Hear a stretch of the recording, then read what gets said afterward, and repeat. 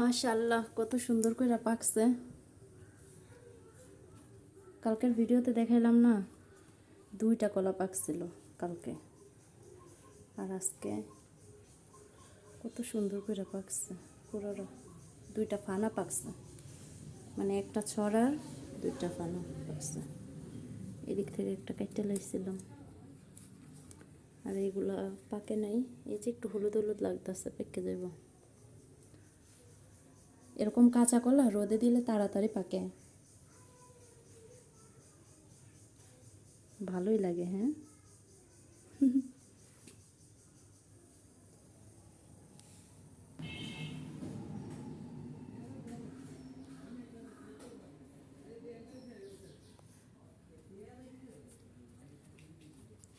এই কলাগুলো কিন্তু অনেক মিষ্টি হয়।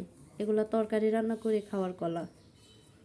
এগুলা একটু গাছে বেশি দিন রাখলে, পরিপক্ক হইলে, পাকলে মজা লাগে, অনেক মজা লাগে। এই কলাটা কিন্তু হাট বাজারে কাঁচাটা পাওয়া যায়, যেটা আর কি তরকারি রান্না করে খায় ওইটা। এই পাকাটা পাওয়া যায় না। তবে আমাদের গাছে হয়, মাশাআল্লাহ অনেক হয়, পাওয়া যায় না বেশি। নেওয়া যায় আর কি, অন্য লোকেরা নেওয়া যায়।